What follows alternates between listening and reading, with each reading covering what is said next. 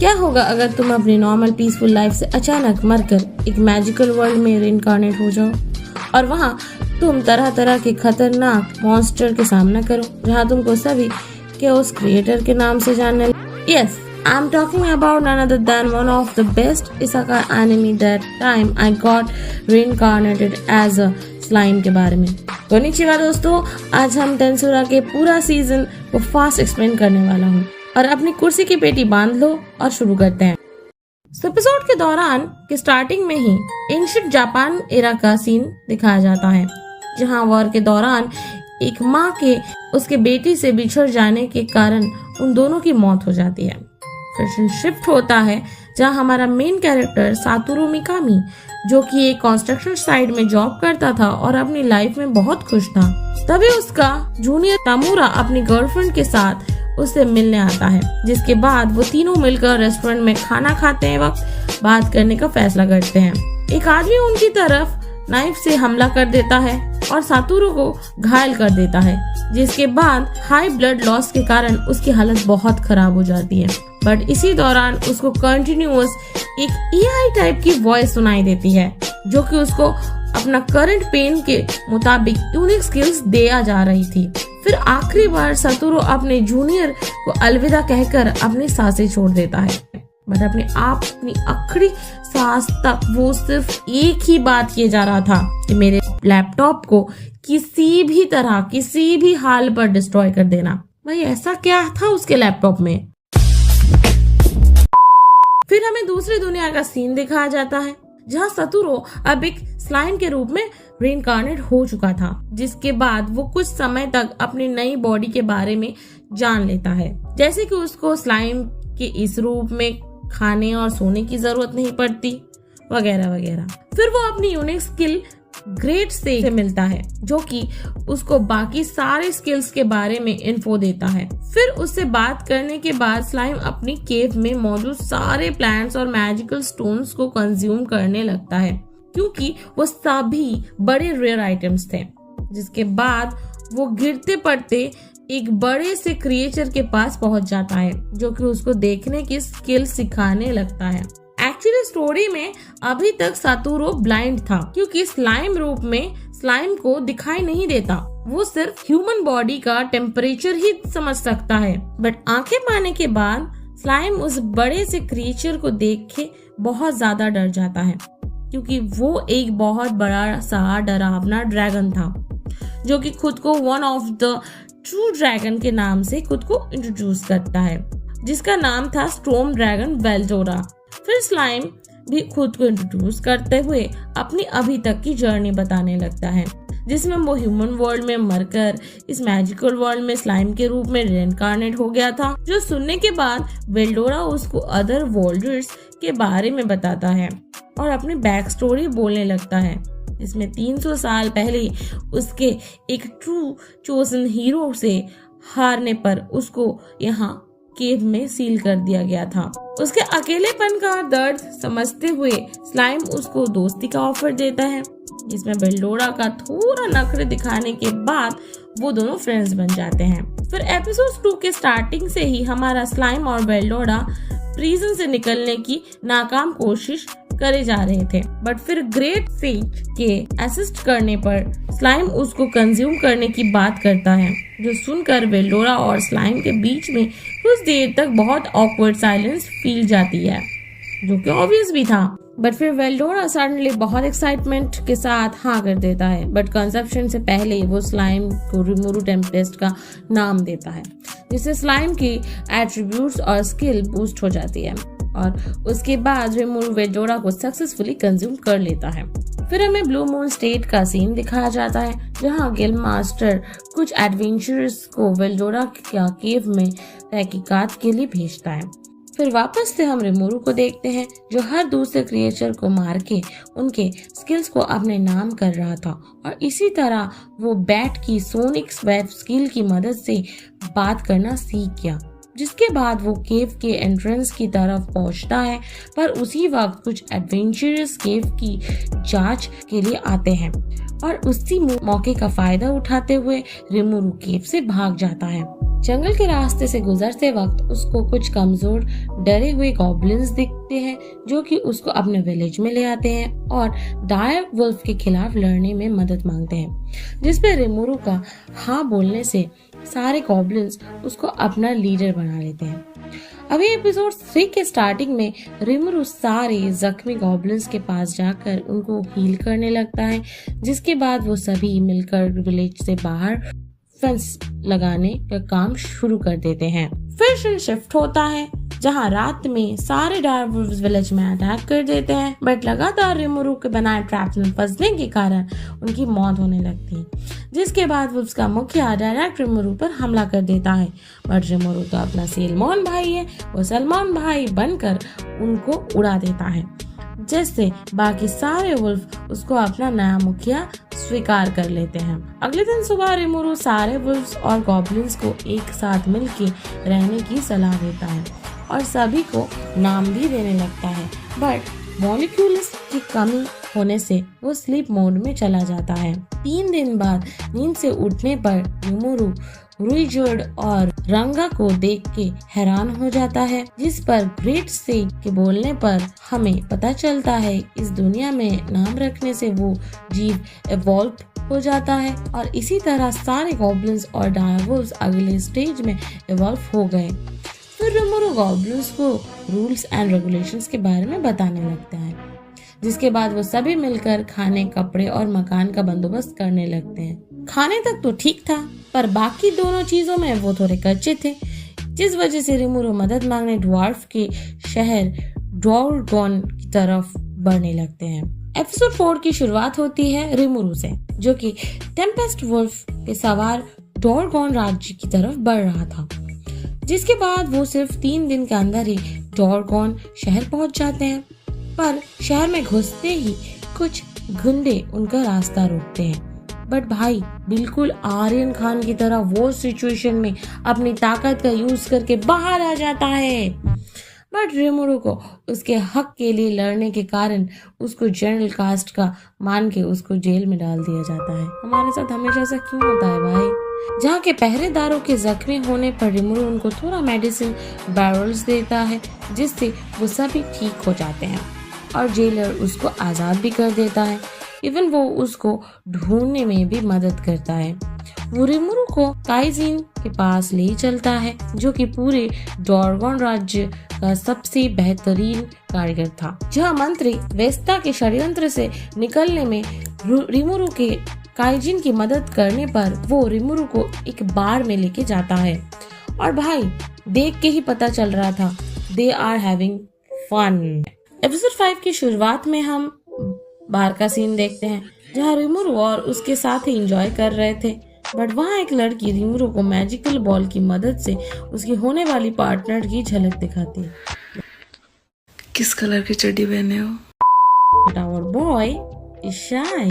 पर तभी वहाँ मंत्री वेस्ता आ जाता है और रिमुरु को इंसल्ट करना शुरू करता है, जिसके बदले काइजिन उसको लेट नाइट डेली ट्रीटमेंट दे देता है। भाई आज ऑमलेट नहीं बनाऊंगा, तेल का ऑमलेट बनाऊंगा।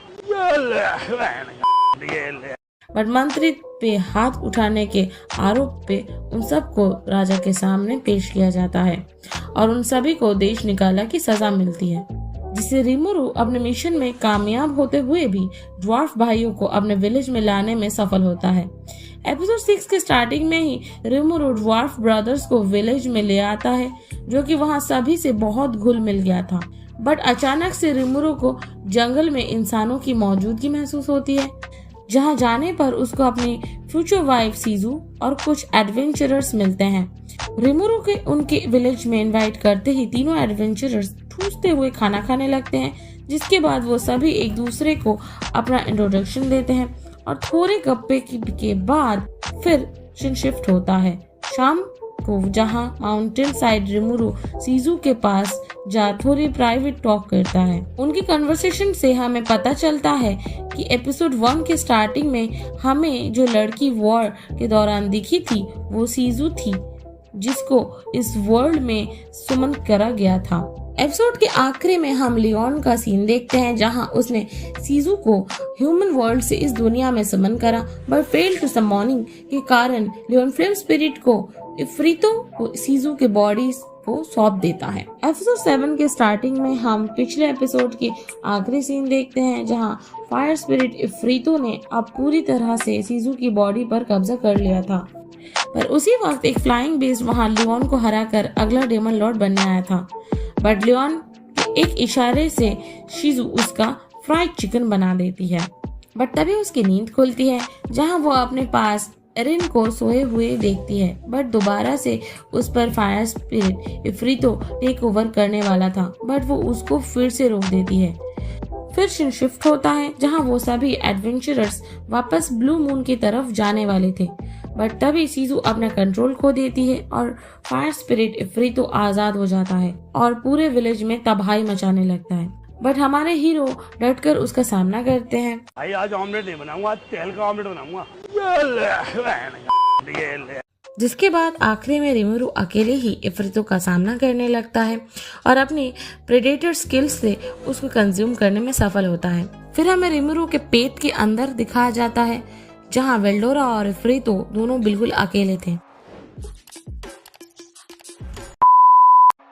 एपिसोड 8 की शुरुआत से ही जख्मी सीजू रिमुरु से अपनी सारी पास्ट इंसिडेंट्स और पेन शेयर करने लगती है। Summoned by demon lord Leon Cromwell and helped by true chosen hero. जिसके बाद सीजू रिमुरु को बोलती है, किस कलर की चड्डी पहने हो? बता दो ना।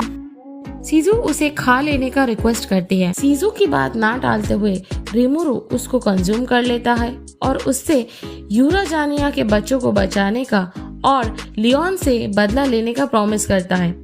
जिसके बाद सीजू के दोस्त और गॉब्लिन्स कैंप में आ जाते हैं जहां सीजू की हालत देखने के बाद वो दुखी हो जाते हैं। बट अगले दिन जाते वक्त रिमुरु से कुछ गिफ्ट्स पाकर वो बहुत खुशी खुशी रिमुरु और जुरा विलेज को अलविदा कहते हैं। एपिसोड के आखिरी में एक बंजर जमीन के बीचों बीच एक ऑर्क भूख के कारण थक के गिर चुका था, पर तभी मास्क पहने आदमी ने उसके पास आकर उसको खाना और नाम देता है, बट उसके चेहरे से साफ पता चल रहा था वो आगे जाकर बहुत बड़ी मुसीबत खड़ी करने वाला था। एपिसोड 9 की शुरुआत होती है जहां रिमुरु अकेले में टेंट के अंदर अपनी न्यूली गेनेड बॉडी को क्लोजली देखने लगता है। फिर वो अपना बॉडी डबल बनाकर अपना जेंडर चेक करता है, बट वो जेंडरलेस है ये जानकर उसका दिल टूट जाता है। अच्छा चल एक सवाल पूछती हूँ। क्या? तुझे पता है जब तू अपनी जीन्स की जिप खोल के अंदर हाथ डालता है तो तुझे क्या मिलता है? क्या? सन्नाटा। जिसके बाद वो वेल्डोरा के केव में जाकर सीजू से मिली एक्स्ट्रा स्केल ब्लैक फायर को टेस्ट करने लगता है, पर तभी रांगा थॉट कम्युनिकेशन की मदद से शिकारी ग्रुप पे हुए हमले के बारे में बोलकर रिमुरु से मदद मांगता है। रिमुरु के वहां पहुंचने पर उसको अपने घायल गॉब्लिन साथी और शक्तिशाली ऑक्स समुराई दिखते हैं। पहले तो रिमुरु उनसे बात करके मामले को सुलझाने की कोशिश करता है, पर उसकी बातों को काटते हुए ऑक्स मिसअंडरस्टैंडिंग के चलते रिमुरु पर हमला कर देते हैं, जिस पर रिमुरु एक एक करके उन सभी ऑक्स को उनकी औकात दिखाने लगता है। तेरी औकात मैं दिखाता हूँ तुझे, देख। इवन लड़ाई के चलते रिमुरु थोड़े मजे भी ले रहा था, जो देख के ऑग लीडर और बुढ़ा मिलकर रिमुरु के खिलाफ लड़ने वाले थे, बट रिमुरु की भयानक ताकत और प्रिंसेस के समझाने पर ऑग लीडर रिमुरु के साथ हुई गलतफहमी को दूर करके उससे माफी मांगता है और अपने कबीले में हुए हमले के बारे में बोलता है, जो सुनकर रिमुरु उन सभी को अपने विलेज में आने का न्योता देता है, जिससे वो इस बारे में बात कर सके और विलेज में होने वाली दावत का भी जिक्र करता है, जो सुनकर ऑक्स के राजी होने पर वो सभी विलेज की तरफ बढ़ने लगते हैं। और एपिसोड 10 में हम रिमुरु के विलेज में हुई दावत का सीन देखते हैं जहां सभी बहुत मजे कर रहे थे। फिर हमें थोड़ा सीरियस माहौल दिखाया जाता है जहां ऑर्क के लीडर अपने विलेज में हुए ऑर्क हमले के बारे में बताने लगते हैं, जहां डेमन लॉर्ड का जिक्र होने के अगले पल ही रिमुरु ऑर्क लीडर को अपने अंडर काम करने के लिए अप्रोच करता है, जिस पर थोड़ा सोचने पर ऑर्क लीडर अपने बचे हुए साथियों के सुरक्षा के खातिर और अपने कबीले के बदले लेने के मोटिव लेकर वो रिमुरु का ऑफर एक्सेप्ट कर लेता है, जो सुन के रिमुरु खुश होकर उन सभी को नाम देने लगता है, बट इस बार सिर्फ 6 ऑर्क्स को नाम देते ही वो फिर से स्लीप मोड में चला जाता है। 3 दिन बाद जगने पर वो अपने ऊपर कुछ भारी चीज महसूस कर रहा था, जिसके बाद वो सभी ऑर्ग से मिलता है जो कि नाम देने के कारण किजिन में इवॉल्व हो चुके थे, जिनको रिमुरु ने नाम दिया था शुना, शियोन, बेनीमारू, शोए, हाकुरो और कुरोबे। फिर शिन शिफ्ट होता है जहां कुछ लिजर्ड मैन माउंटेन के बीच और की विशाल सेना के ऊपर नजर गराए बैठे थे। अपने काबिले में वापस आते ही वो लिजर्ड मैन के मुखिया को और की कुल 2 लाख की संख्या के बारे में बोलते हैं, जो सुनकर मुखिया हैरान होकर अपने बेटे गाबिरू को बुलाकर उससे गॉब्लिन्स कबीले से मदद मांगने के लिए भेज देता है। फिर वापस से हमें जुरा विलेज का सीन दिखाया जाता है जहां बेनीमारू रिमुरु को ऑर्क लॉर्ड के एग्जिस्टेंस और उनके विलेज में आए एक मास्क डेमोन गेलम्यूट के बारे में बताने लगता है। पर तभी सोए आकर रिमुरु को लिजर्ड्स मैन के देखे जाने की खबर देता है। एपिसोड 11 की शुरुआत में हम देखते हैं कि रिमुरु शियोन पे राइड करता हुआ शियोन रिमुरु को अपने गोद में बिठाकर विलेज का चक्कर लगा रही थी, जिसके बाद वो क्लॉस एरिया की तरफ पहुंचते हैं जहां शुना ने ऑलरेडी टेक ओवर कर लिया था और उसने रेशम के कपड़े बनाने की टेक्निक सीख ली थी, जिसके कारण उनके कपड़े की कमी में सुधार आ गया था। बट तभी शुना शियोन के साथ स्क्विड गेम खेलने लगती है रिमुरु को लेके कि उसका ख्याल कौन रखेगा, वो भी रिमुरु की ही रस्सी बनाकर। और हम फिर से देखते हैं 1 फूल और 2 माली पीछे पड़ा हुआ, ना 2 फूल 1 माली पीछे पड़ा, नहीं सॉरी 4 बड़े बड़े फूल 1 छोटे माली के पीछे पड़ा है। जिसके बाद रिमुरु शियोन के साथ लंच हॉल पे जाता है जहां उसने रिमुरु के लिए उसकी स्पेशल डिश बनाई होती है, बट उसके खाने का नाम सुनते ही बाकी तीनों ऑर्ग्स वहां से भाग जाते हैं। इवन आवर ओल्ड बुड्ढा गाय इज डिसअपियर हिमसेल्फ। खड़ा हूँ आज भी वहीं कि दिल फिर बेकरार है। जिसके बाद शियोन अपना खाना अपने हाथों का बना हुआ खाना रिमुरु के पास ले जाती है और जिसे देखकर रिमुरु की भूख 7 पैमाने से छलांग लगाकर अपनी जान दे देता है, क्योंकि वो खाना कुछ ऐसा ही दिख रहा था। ये तो टट्टी है। Thank you. But great sage की मदद करने पर रिमुरु सक्सेसफुली उस खाने से बच जाता है लॉर्ड गोबुता का बलिदान देकर, जिसके कुछ देर बाद रिगार्ड आकर रिमुरु को लिजर्ड्स मैन के आने की खबर देता है, जो सुनकर पहले तो रिमुरु अकेले जाने वाला था, पर तभी ऑग्स भी जाने के लिए इंसिस्ट करते हैं तो वो उनको भी साथ ले चलता है। गाबिरू के पास जाने के बाद एज यूजुअल गाबिरू सेल्फ ऑब्जेक्शन के मारे खुद को बेइज्जत कर लेता है, जिसके बाद रांगा लॉर्ड गोबुता वर्सेस गाबिरू के बीच लड़ाई शुरू करवा देता है और once again our lord Gobuta claps him, जिसके बाद वो सभी वहां से कल्टी मार लेते हैं। पर इस कॉन्वर्सेशन के दौरान सियोन को बहुत गुस्सा आ रहा था, जिसके लिए वो रिमुरु का कचुम्बर बना देती है। अरे माँ चुदी पर ही। फिर शिन शिफ्ट होता है डिस्कशन हॉल में जहां सभी ऑर्क्स की बातें कर रहे थे, जिसके बाद शोई रिमुरु को ऑर्क की कुल संख्या के बारे में बताने लगता है, जो सुनकर रिमुरु तो हैरान होता ही है, साथ में बेनीमारू भी फिर से ऑर्क लॉर्ड के मौजूद होने की बात छेड़ देता है। वो सभी इस बारे में बात कर रहे थे कि अचानक शोई रिमुरु को एक विजिटर के बारे में बोलता है, जो कि फॉरेस्ट गार्डियन ड्राइड तोरेनी थी, जो कि वहां रिमुरु से ऑर्क लॉर्ड के खिलाफ लड़ने में मदद मांगने आई थी। जिसके बाद शिन शिफ्ट होता है जहां अब तोरेने ने भी मीटिंग ज्वाइन कर ली थी, जिसके बाद शुना शोए से उनके विलेज के बारे में पूछती है, बट रिमुरु को ये समझ में नहीं आ रहा होता। जिसके बाद बेनीमारू उसको बताता है कि उनको काफी दिनों से शक हो रहा था कि आखिर ऑर्क्स की इतनी बड़ी सेना के खाने का बंदोबस्त हो कैसे रहा है, जो सुन के रिमुरु पहले तो ये बात नहीं मानना चाहता था, बट तभी तोरे ने उनको ऑर्क की स्पेशल यूनिक स्किल स्टाफ के बारे में बताती है, जो कि हुबहू रिमुरु की प्रेडेटर स्किल जैसी है। जो सुन के रिमुरु को ऑर्क के मेन मोटिव के बारे में एक आइडिया मिल जाता है कि ऑर्क बाकी डेमन रेस को हराकर उन पर राज नहीं करना चाहता, बल्कि उन्हें कंज्यूम करके और शक्तिशाली होना चाहता है। जिसके बाद तोरे ने दोबारा रिमुरु से ऑर्क लॉर्ड को हरा देने की रिक्वेस्ट करने लगती है, बट रिमुरु के कुछ कहने से पहले ही शियोन उससे हाँ बोल देती है। जिसके बाद कोई चारा ना बचते हुए रिमुरु को भी ऑर्क के खिलाफ लड़ाई की घोषणा कर देता है। उसके बाद रिमुरु शोई को लिजर्ड्स मैन के साथ समझौता के लिए भेज देता है। फिर शिन शिफ्ट होता है जहां गाबिरू को अब जाकर होश आता है और वो अभी भी गलत फहमी में था कि गोबुता ही जुरा विलेज का असली लीडर था जिसने उसे धोखे से हरा दिया था। बट फिर लाप्लास की एंट्री होती है जो कि गेलम्यूट के कहने पर गाबिरू के कान भरने लगता है कि अब गाबिरू को उसके पिता को हटाकर लिजर्ड्स मैन की गद्दी पर बैठना होगा, जो सुनकर गाबिरू भी मोटिवेट होकर लिजर्ड्स मैन के केव की तरफ बढ़ने लगता है। फिर हमें लिजर्ड्स मैन के केव का सीन दिखाया जाता है जहां शोई उनके पास समझौते की बात करने आया था, जिस पर मुखिया के राजी होने पर वो 7 दिनों बाद रिमुरु से मिलने का फैसला करते हैं। बट शोई के जाने के बाद ही गाबिरू आकर मुखिया और उसकी गार्ड को बंदी बना लेता है और ऑर्क्स के खिलाफ बिना सोचे लड़ने चला जाता है। पहले तो वो जीत रहे थे, बट तभी ऑर्क्स को दूसरे ऑर्क को खाते देखकर गाबिरू के पांव ठंडे पड़ जाते हैं। हमारी गांड पटी हुई है, कहां से लाएंगे प्यार? एपिसोड 13 की शुरुआत में हम रिमुरु को देखते हैं जो अपने साथियों के साथ लड़ाई के मैदान की ओर बढ़ चला था, जहां रास्ते में उसे लिजर्ड्स मैन के मुखिया की बेटी मिलती है जो कि बहुत घायल थी। उसको हील करने पर वो तुरंत रिमुरु से मदद मांगने लगती है, जिस पर फिर से रिमुरु के कुछ कहने से पहले ही शियोन उसकी मदद के लिए हाँ कर देती है, जिसके बाद रिमुरु भी लिजर्ड्स मैन की मदद करने को राजी हो जाता है। फिर हमें बैटलफील्ड का सीन दिखाया जाता है जहां ऑर्क्स के खिलाफ लड़ाई में गाबिरू और उसके साथियों की हालत खराब हो गई थी। सारे ऑर्क्स मिलकर उनका लिजर्ड्स फ्राई बनाने ही वाले थे, पर तभी वहां ऑर्क्स कमांडर आ जाते हैं, जिसको देख के गाबिरू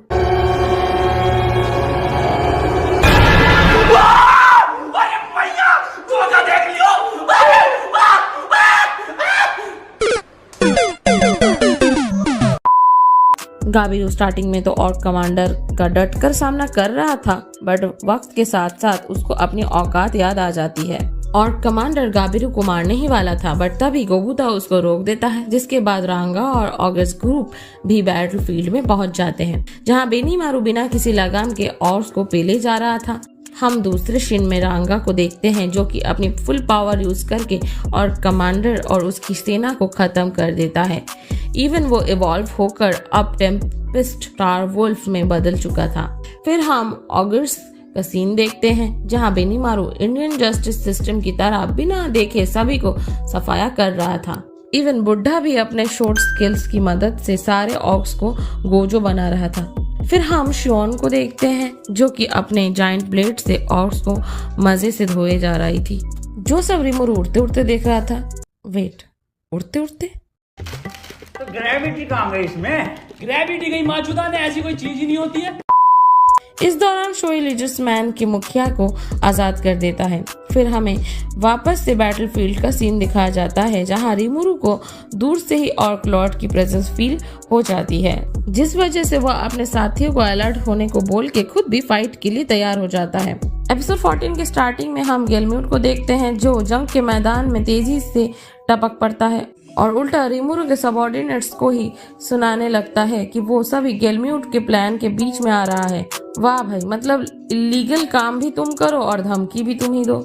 जिसके बाद वो अचानक से गाबिरू और उसके साथियों पर हमला कर देता है, बट रिमुरु बीच में आकर उन्हें बचा लेता है और गेलम्यूट को भी पेलने लगता है। बट गेलम्यूट के ऑर्क लॉर्ड से मदद मांगने पर गिल्ड उसको पास याद आता है, जिसके बाद वो गेलम्यूट को एक परफेक्ट हेडशॉट मारता है, जो देख के पहले तो रिमुरु और उसके साथी भी हैरान हो जाते हैं, बट गिल्ड की गेलम्यूट को खाते ही उसको मैसिव पावर गेन होती है, जिससे वो डेमन लॉर्ड में कम्प्लीटली इवॉल्व हो जाता है। बट इस बार रिमुरु के ऑर्डर के बिना ही सभी ऑगर्स उस पर हमला कर देते हैं, जिसका ऑर्क डिजास्टर पर कोई असर नहीं होता। इवन उसका सर अलग करने पर भी वो दोबारा से रिजेनरेट हो जाता है, जिसके बाद ऑर्क डिजास्टर उन पर हमला कर देता है। बट वो अटैक इतना स्ट्रॉन्ग था कि उससे रोकने के लिए रिमुरु को भी मैदान में उतरना पड़ता है। बट रिमुरु भी as lazy as ever battle के दौरान ग्रेट सेज को एक्टिव कर देता है, जिसके बाद ऑटो ड्राइव मोड में जाने से ग्रेट सेज और डिजास्टर को मारना शुरू कर देती है। बट किसी भी हमले का असर ना होने के कारण रिमुरु दोबारा से बॉडी पर टेक ओवर कर लेता है और क्लोज रेंज में होने के कारण रिमुरु ऑर्क डिजास्टर पर अपने प्रेडेटर स्किल ग्लूटनी से हमला कर देता है। फिर हमें गिल्ड के पास्ट का सीन दिखाया जाता है जहां खाने की कमी के कारण वो सभी बहुत सफर कर रहे थे, बट तभी गेलम्यूट आकर उसकी कमजोरी का फायदा उठाते हुए उसे ऑर्क लॉर्ड में बदल देता है। बट रिमुरु गिल्ड और उसके सभी साथियों का पाप खा लेता है जिससे गिल्ड की सोल को शांति मिल जाती है। फिर सीन शिफ्ट होता है जहां रिमुरु ने अब ऑर्क डिजास्टर को कम्प्लीटली कंज्यूम कर लिया था। जंग खत्म होने के बाद हमें ऑगर्स ग्रुप का सीन दिखाया जाता है जो सभी अब से रिमुरु के साथ रहने का फैसला कर लेते हैं।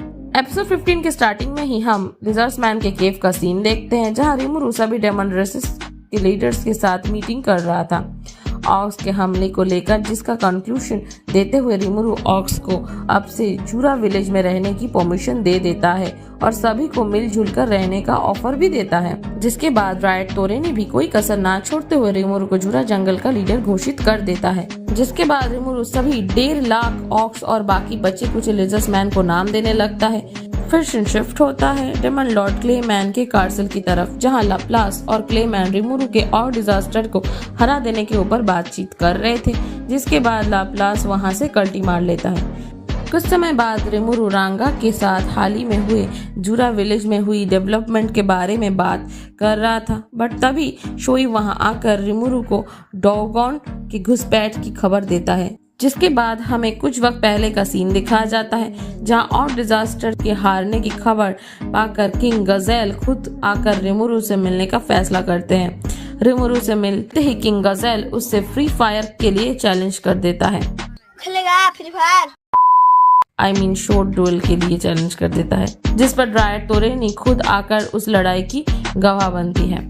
फिर उनके बीच लड़ाई शुरू हो जाती है जहां किंग गजेल के रिमुरु को कड़ी टक्कर देने के बावजूद भी रिमुरु डुएल जीत जाता है। जिसके बाद सीन शिफ्ट होता है नाइट टाइम में जहां किंग गजेल रिमुरु को ज्वाइंट अलायंस के लिए ऑफर करता है, जिस पर रिमुरु के हाँ कहने पर रिमुरु जूरा जंगल का नाम बदलकर जूरा टेम्पेस्ट फेडरेशन रख देता है।